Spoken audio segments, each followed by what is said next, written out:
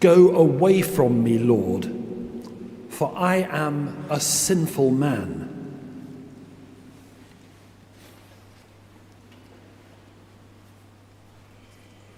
What took Simon so long? We might well ask. What took him so long? St. Luke reports that Jesus has had an association with Simon's community and with Simon's family, which long predates that moment on the boat. Jesus, Luke tells us in the verses that precede this morning's gospel, Jesus comes to Capernaum and teaches in the synagogue to the amazement of all. A demon-possessed man hails him as the Holy One of God. Jesus casts the demon out, leaves the synagogue, and goes to Simon's house. Simon's mother-in-law has a fever. Jesus heals her.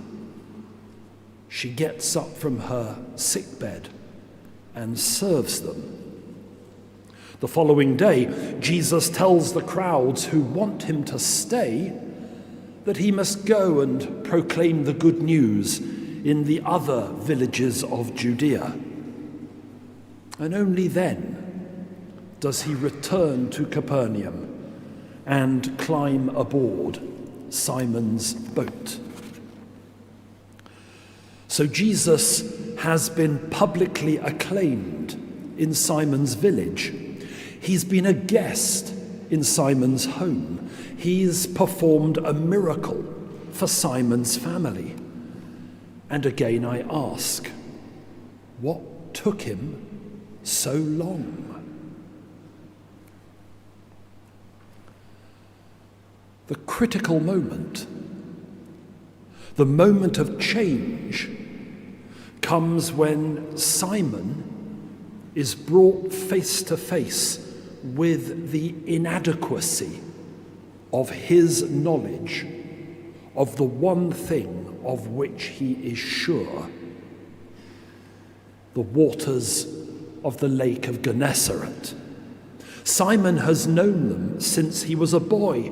He has worked them all night. They have yielded nothing.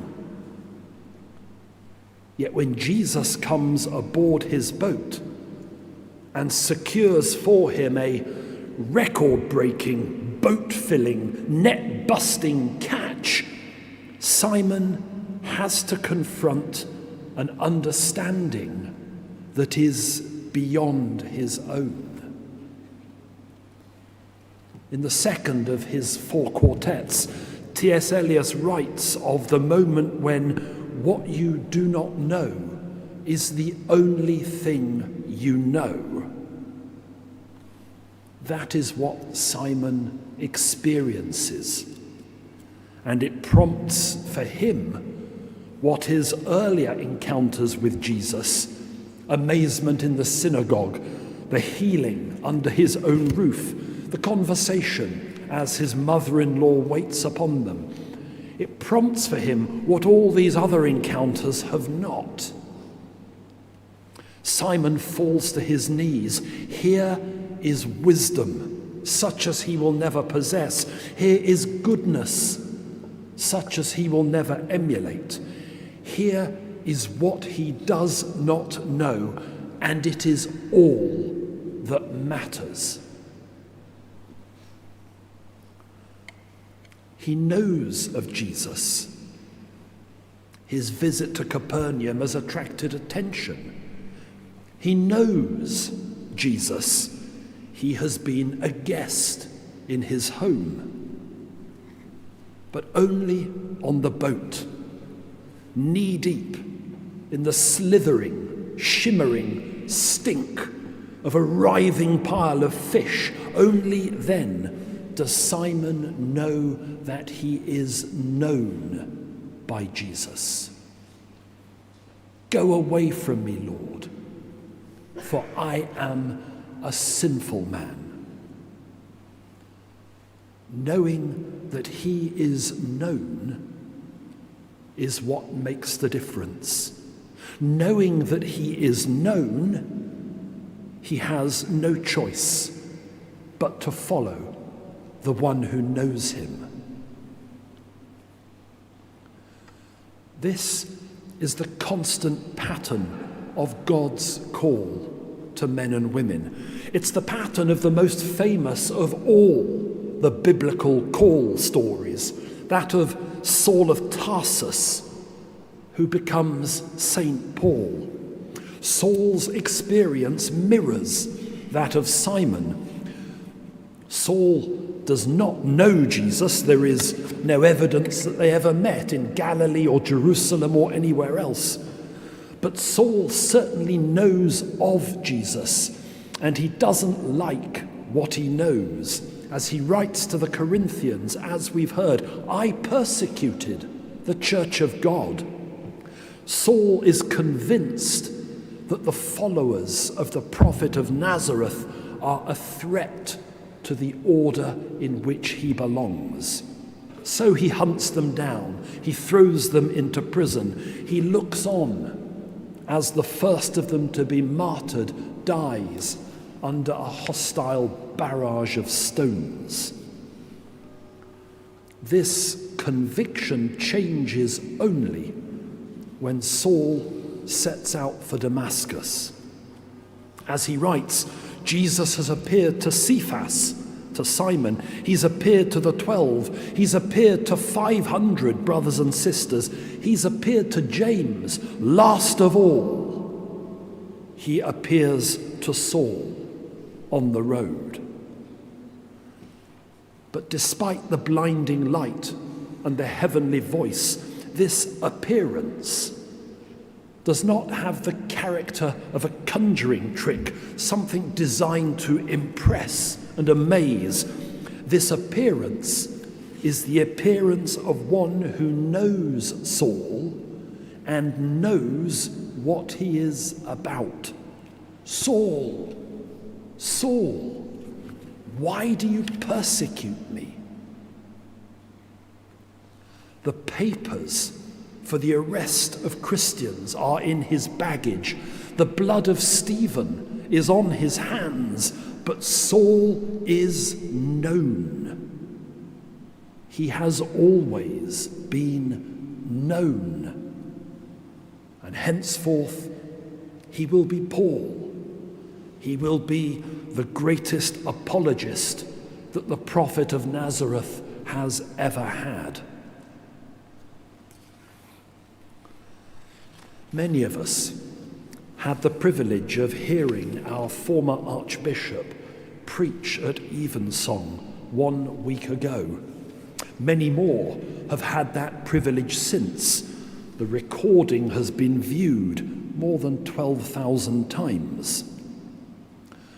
Rowan Williams stood here and spoke of the renewal of the church. Not, he said, the renewal of a place offering authoritarian leadership. Not the renewal of a place offering ceaseless entertainment. And not the renewal of a place offering interesting opinions.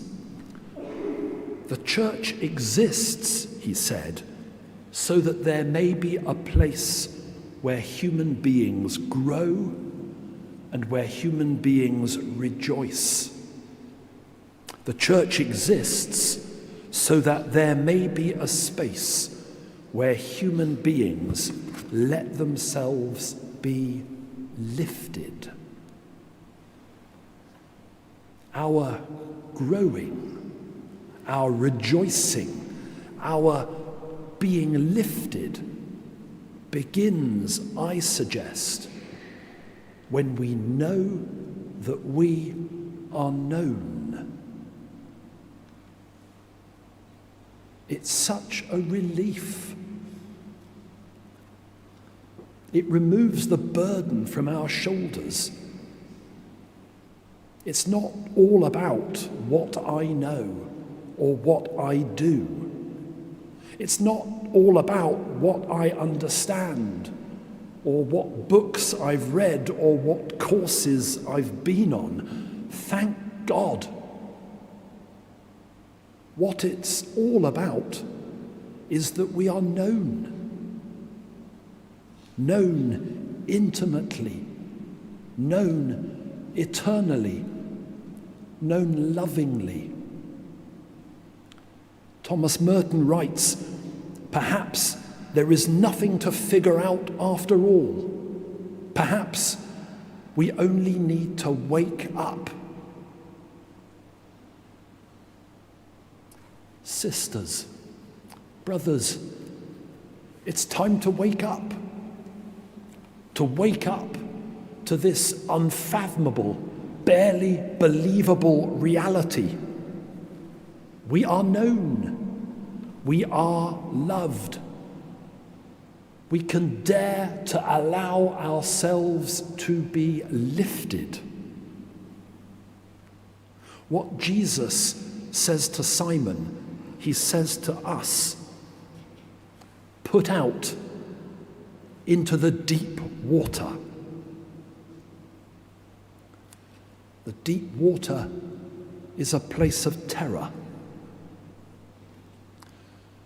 The world is on fire, or so it seems.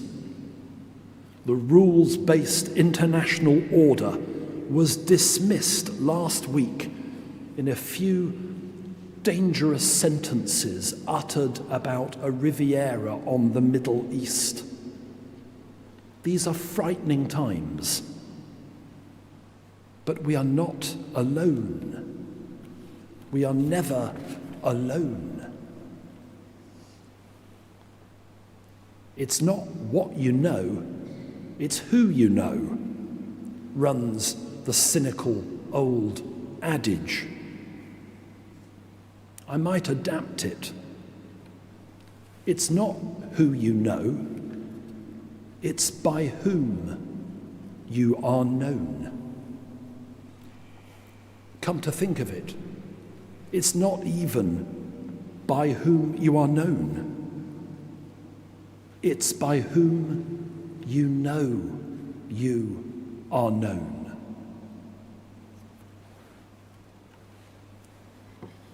Amen.